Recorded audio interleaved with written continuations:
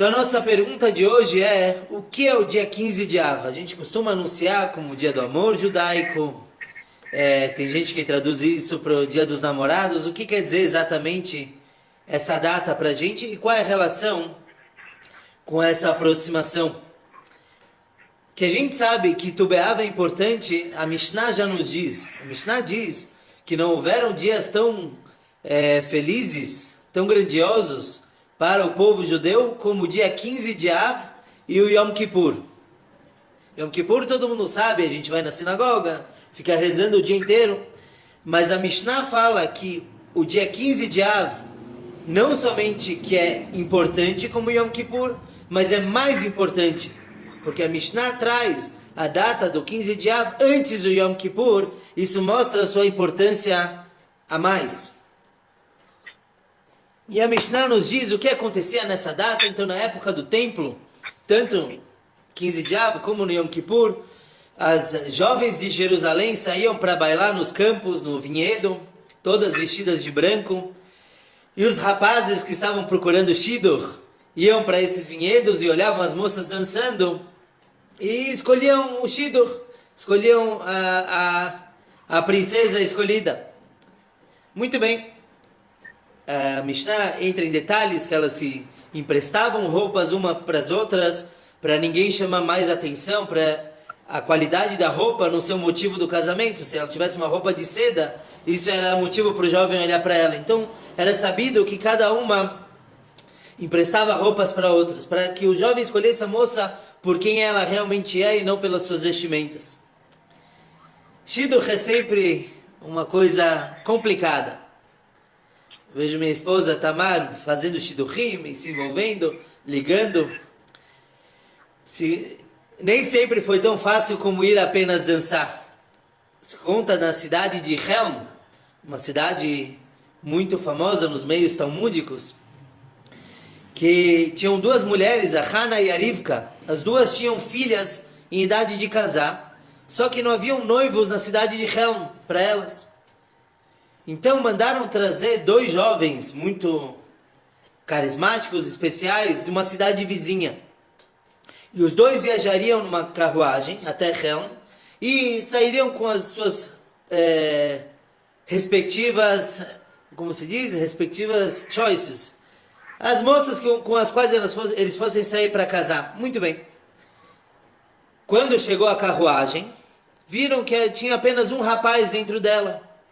Então perguntaram, não, o que aconteceu? Cadê o teu Havruta, teu amigo que ia vir junto para sair de Shidduch? Então o rapaz falou, olha, ofereceram para ele uma moça logo antes da viagem, ele gostou da ideia, então ele já está noivo lá na minha cidade, ele não veio para Helm. Tá bom, agora a gente tem um problema. Dona Rivka falou para o jovem, você tem a idade mais próxima da minha filha, então acho que você tem que casar com a minha filha. Já a Dona Hana fala, não, minha filha é mais velha, ela tem que casar antes. E começaram a discutir, até que foram para o ancião, para o sábio de Helm. Vamos ver o que ele vai decidir. Então apresentaram o caso para ele. Ele começou a pensar, o que a gente faz? Ele lembrou que o Tanakh conta a solução. Quando o rei Salomão foi apresentado duas mães e um bebê na frente, o que o rei Salomão falou? Cortem o bebê, e assim foi decidido. Decidiram como ia resolver. Então, o sábio de Helm falou, vamos fazer a mesma coisa. Vamos pegar o rapaz, partir ele no meio, metade vai casar com a filha da Dona Hana e metade com a filha da Dona Rivka. Naquele momento, Dona Hana começou a gritar, falou, de jeito nenhum, coitado do rapaz, deixa ele casar só com a filha da Rivka. Já a Dona Rivka falou, não, pode partir, é isso mesmo, eu vou ficar feliz, metade para minha filha, metade para a filha da Hana.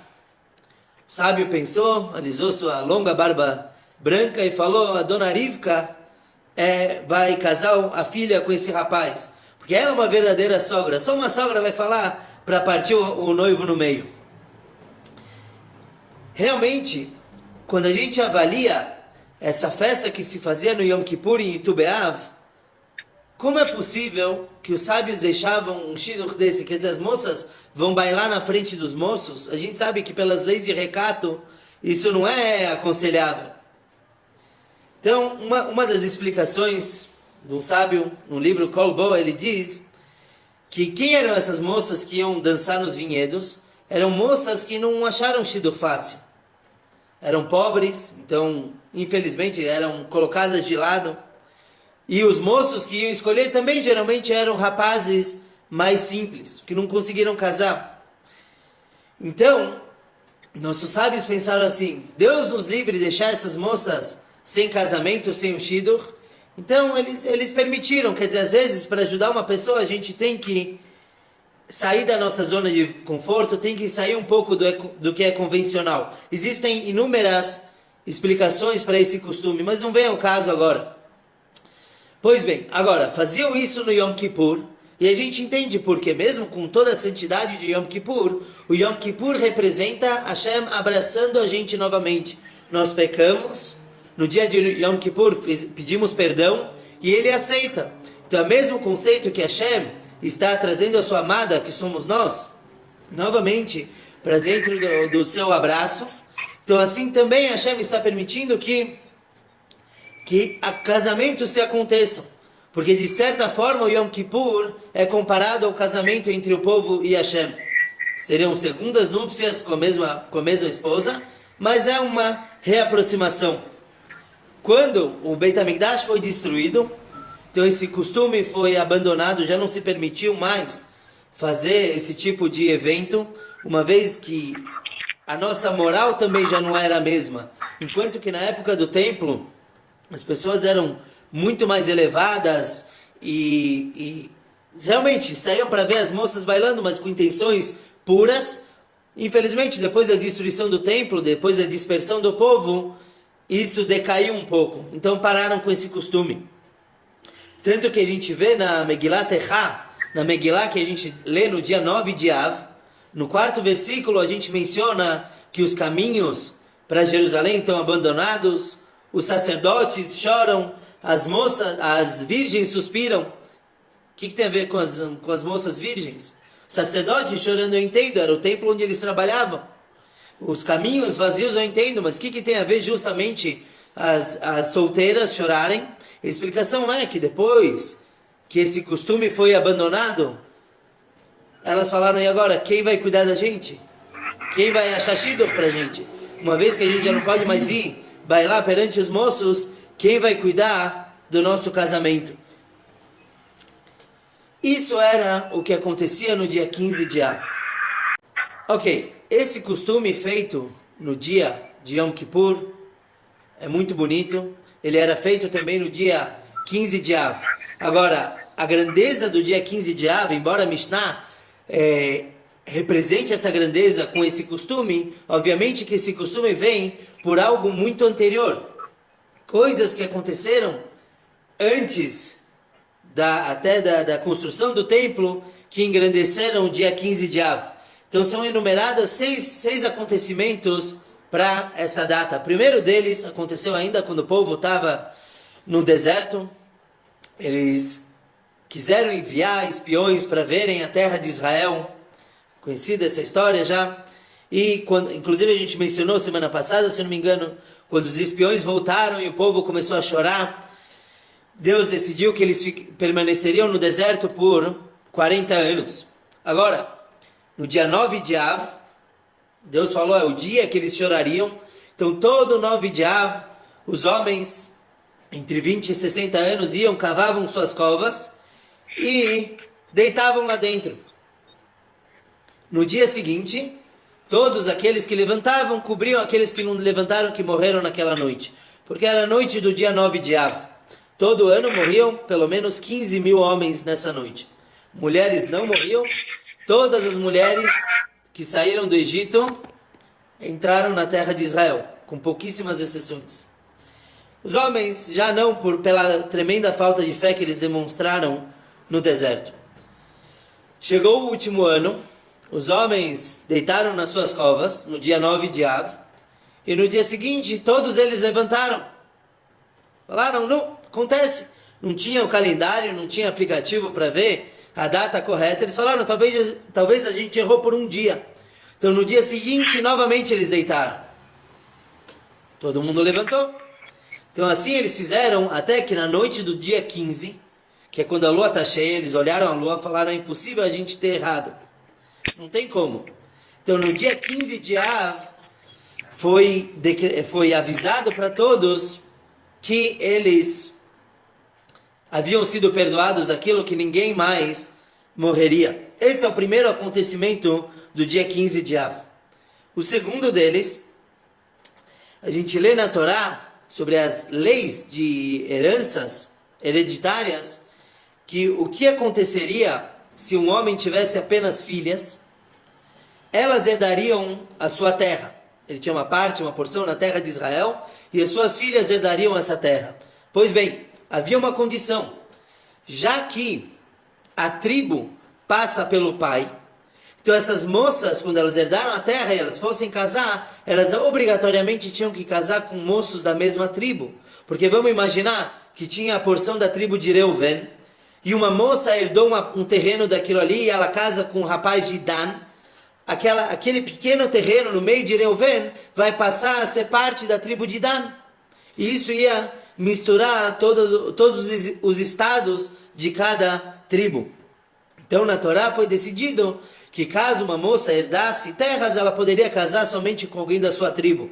Tinham muitos rapazes em cada tribo, claro, mas ainda assim seria uma limitação, um pequeno desconforto entre as tribos.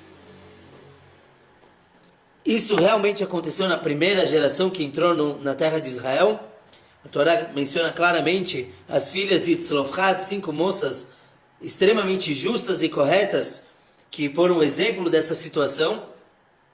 Mas os sábios da segunda geração cancelaram esse decreto. Eles entenderam da Torá que aquilo, não que eles cancelaram a mitzvah da Torá, mas eles entenderam da própria Torá que aquilo era uma lei apenas para a primeira geração, a geração que estava de fato dividindo a terra de Israel. Para ser mais fácil, as moças casariam com homens das suas tribos. Já a segunda geração foi permitido casamento entre as tribos. Esse é o segundo motivo, a segunda coisa que aconteceu no dia 15 de Av. A terceira coisa, o terceiro acontecimento é um pouco mais traumático. Certa vez tinha um rapaz da tribo de Levi, que ele tinha uma pilegesh. O que é pilegesh? Antigamente era permitido um homem ter mais de uma esposa. Então ele tinha a esposa oficial, quer dizer, a esposa que ele tinha, a ktubá, o contrato nupcial, e ele podia ter outras esposas, concubinas. Então, certa vez, esse rapaz da tribo de Levi, ele tinha uma concubina, e as coisas não deram muito certo, ele brigou com ela brigou com ele, então ela foi para a casa dos pais dela. Só que ele gostava muito dela, então ele foi atrás dela para pedir perdão e reatar com ela. Tá bom? Essa moça, uma noite ela saiu da casa dela, no meio daquele acontecimento, e ela estava na tribo de Binyamin. Eles estavam viajando e estavam na tribo de Binyamin. E o pessoal daquela tribo, não se sabe exatamente o que aconteceu com eles, mas eles achavam que por ela ser uma concubina, eles podiam fazer o que eles quisessem com ela. Então eles viram ela sozinha e fizeram coisas terríveis com ela. E ela não aguentou, ela tentando voltar para o marido dela, ela morreu na porta da casa. Quando o marido viu isso de manhã, ele ficou horrorizado. E para mostrar como a tribo de Binyamin era cruel, ele mandou parte da moça para cada tribo. Mandou uma parte dela para cada um. E falou o que aconteceu. Isso causou uma guerra contra a tribo de Binyamin. E proibiram naquela época que se casassem com as moças de Binyamin. Deram um herem, quer dizer, excomungaram toda a tribo do meio do povo. Óbvio que o tempo passou, e as pessoas os sábios começaram a pensar bem, o que ia acontecer com a tribo de Binyamin? Ela deixaria de existir, porque uma vez que um casar só entre eles, a gente sabe que podem existir problemas, casamentos de primos próximos. Então, eles decidiram que elas poderiam voltar a ter casamento com a tribo de Binyamin. Agora, como que eles fariam isso? Eles não poderiam anunciar que está tudo permitido. Afinal de contas, é um herem, uma excomungão. Então eles falaram para essas moças de forma muito velada, falaram, venham dançar no Tubeav.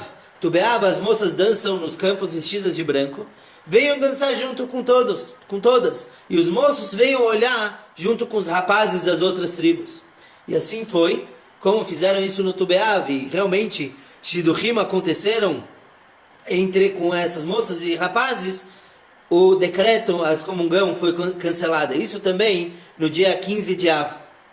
Um quarto assunto que aconteceu, vou falar de forma breve, mas na época do primeiro templo, houve um rei, Yerovam ben Nevat, que ele proibiu as tribos de irem até o templo, apenas a tribo de Yehudá. Houve uma divisão, 10 tribos contra 2 tribos, de forma geral, e quase 300 anos a maioria, excomunhão, shkoyach, quase 300 anos a maioria do povo não foi para o templo, não visitou o templo. Posteriormente, depois desses aproximadamente 300 anos, no dia 15 de Av, Hoshea ben Alá, ele abriu essas barreiras que impediam o povo de ir até o Beit HaMikdash. Isso também na data de 15 de Av. O quinto motivo é um dos mais interessantes. No dia 15 de Av, o que acontecia? A partir do dia 15 de Av começa uma época mais fria. Começa uma época onde vermes começam a aparecer nas madeiras. Então, até o dia 15 de Av, 9 famílias provinham madeira para o templo. E no dia 15 de Av, eles quebravam os machados, eles guardavam os machados e iam descansar. E daí? Qual a importância disso? 15 de Av, eles paravam de cortar madeira? O que representa isso, na verdade? Esse motivo, eu esqueci de mencionar, esse motivo é o maior de todos. Porque enquanto os outros motivos, a gente não mencionou ainda o sexto, mas enquanto os outros motivos no Talmud são apresentados por um sábio cada sábio dá o motivo dele, esse motivo 2 sábios concordam. Então a grandeza do motivo já é que 2 sábios estão concordando. Isso é algo muito raro. E esses 2 sábios dizem que o motivo de Tu B'Av ser tão feliz é porque era o dia que paravam de cortar madeira para o templo. Tem alguns efeitos colaterais interessantes desse motivo. Por exemplo, quem que cortava madeira, os lenhadores, eram jovens que trabalhavam diariamente. Agora que eles abandonaram o machado, eles iam poder começar a estudar a Torá. Fato interessante do Tu B'Av é que a noite se alonga a partir de agora no hemisfério norte. Então os nossos sábios dizem na Halachá que a partir de agora é apropriado a pessoa estudar mais Torá durante a noite. Mas a gente vai ter que discutir um pouquinho sobre a grandeza desse motivo, do motivo da lenha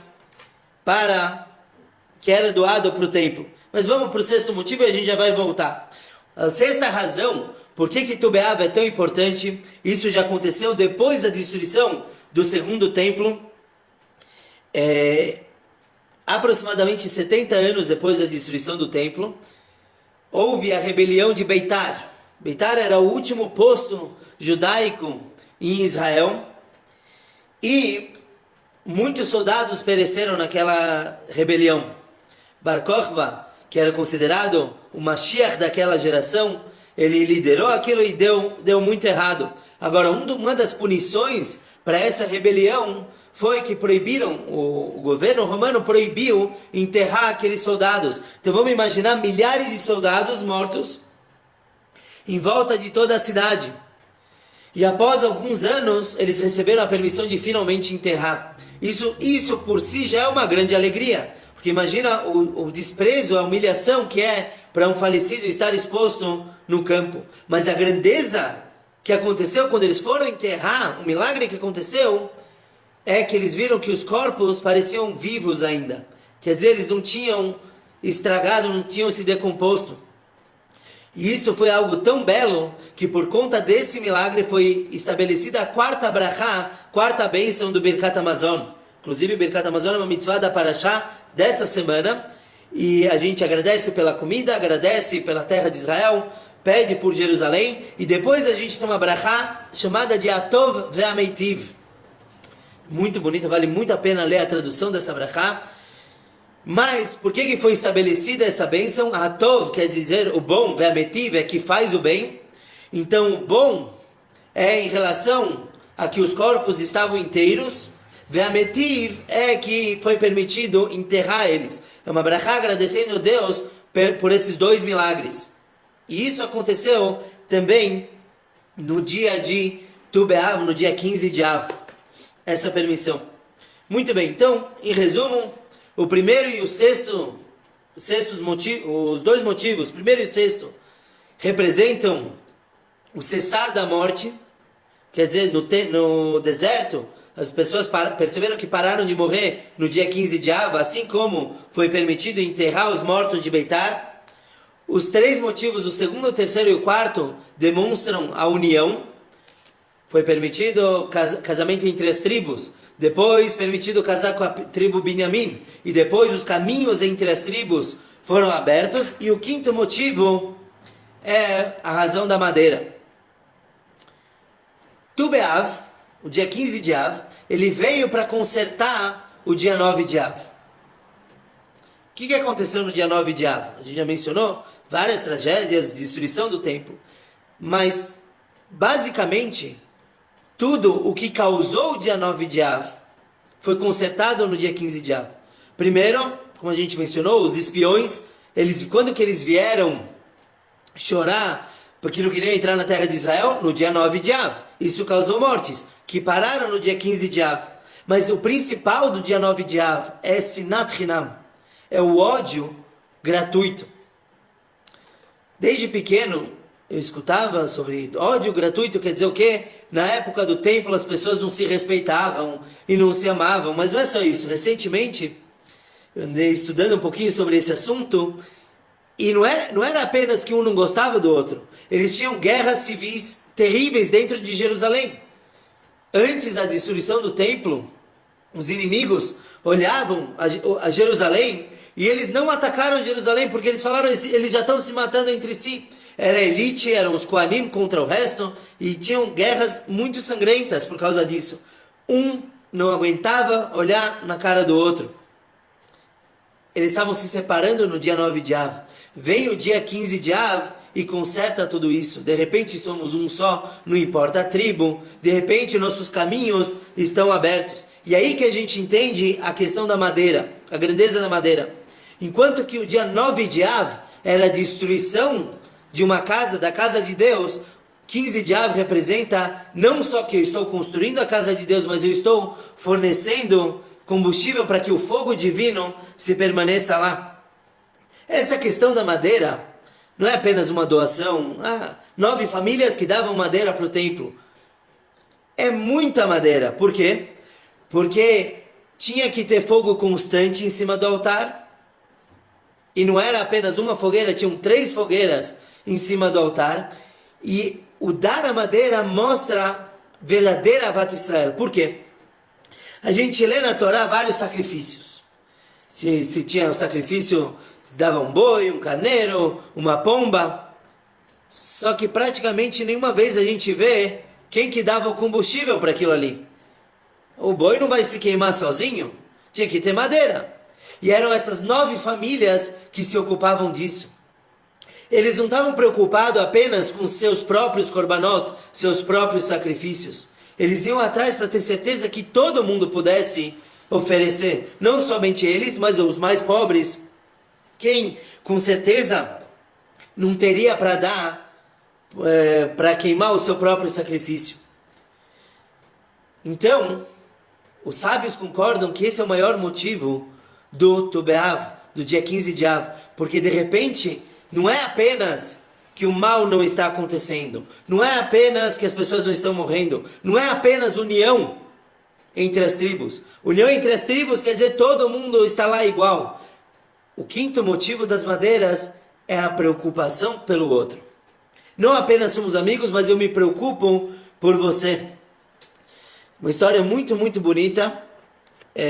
Eu escutei ela hoje do Rabino Shneur Ashkenazi, mas já havia escutado antes, e o Rabino Shneur Ashkenazi apresenta ela de uma forma assim, não sei se aconteceu, mas se não aconteceu é muito capaz que pode acontecer, que É uma história que realmente combina com a gente.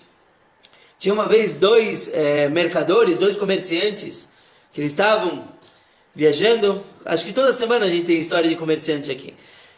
Eles estavam viajando pela Europa e eles estavam voltando para casa depois de uma viagem longa de negócios. Só que, sem querer, eles se perderam no caminho e perceberam que eles não iam chegar em casa no Shabat. Então eles tiveram que parar na primeira cidadezinha que eles encontraram. E encontraram lá uma casa com uma mezuzá na porta. Então eles bateram na porta e falaram, olha, será que a gente pode passar Shabat aqui? A gente vê que o senhor come kasher, estamos vendo duas cozinhas, por favor, permita que a gente passe o Shabat contigo. Então o dono da casa falou, claro, mas eu vou ter que cobrar. Eu vou ter que cobrar para isso, porque tem um custo, sabe? Aqui a comida kasher não é barata e eu vou ter gastos com vocês. Os dois homens acharam isso muito estranho, não é comum isso, mas eles só não têm opção, pagaram, deram uma bela quantia de dinheiro para o dono da casa. Tá bom? Chegou na hora da janta de Shabat, os dois homens pensaram assim entre si, a gente já pagou, vamos aproveitar. Então eles comeram, acabaram com gefilte fish e comeram 4 pratos de sopa e a halá foi quase toda. Eles realmente comeram bem. E no dia seguinte eles não deixaram para menos. O chulent acabou, acabaram com a comida da casa. Depois do Shabat, depois da Avdalá, eles foram agradecer o dono da casa. O dono da casa entregou um envelope para eles. Falou, está aqui o dinheiro de vocês.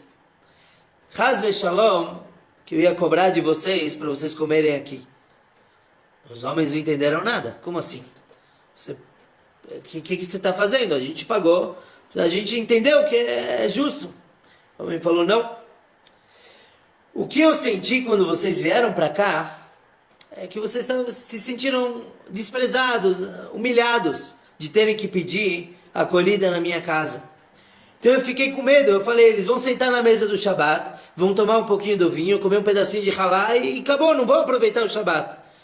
Eu ia me sentir terrível em ver meus convidados passando um mau Shabat. Então, para ter certeza que vocês iam aproveitar como se deve o Shabat, eu cobrei de vocês, porque aí vocês não tiveram impedimentos e aproveitaram como se deve.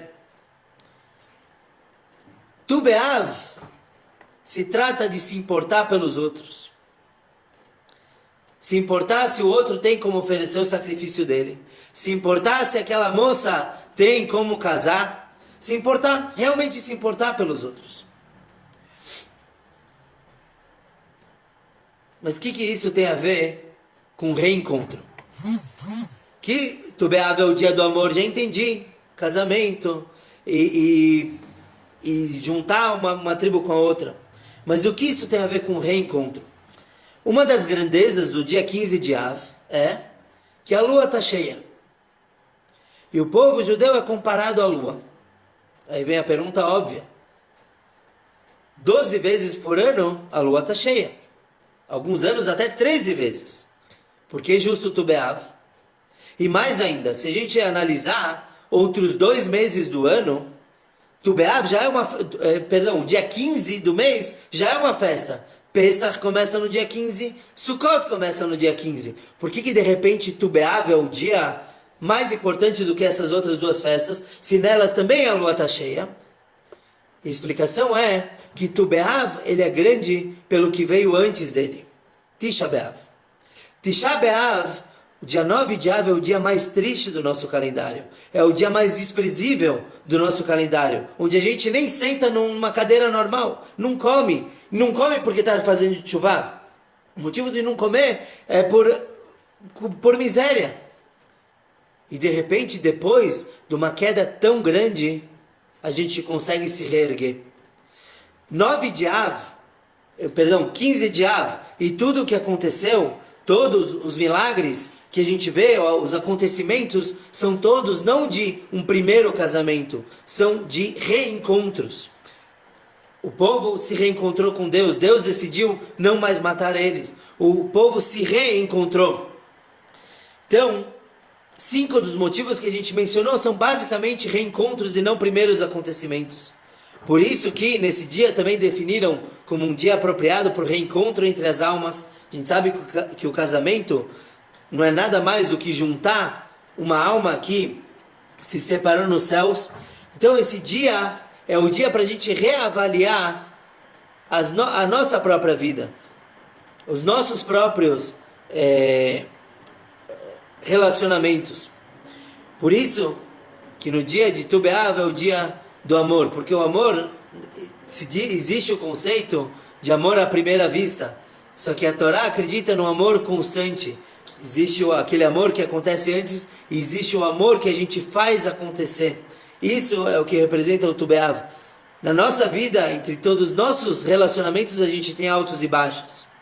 Tu B'Av vem ensinar a gente que não é o baixo que nos define, não é 9 de Av, não é nenhum tipo de destruição, mas é o que a gente faz com aquilo e cresce depois. E mais ainda, 15 de Av é a maior data do ano, porque mostra que um amor que ele é refeito depois de inevitáveis baixos é um amor muito, muito mais forte. Que Hashem possa nos abençoar todos com um verdadeiro amor entre marido e mulher, entre amigos, entre todo o povo, entre o mundo todo, que seja assim, e o verdadeiro reencontro depois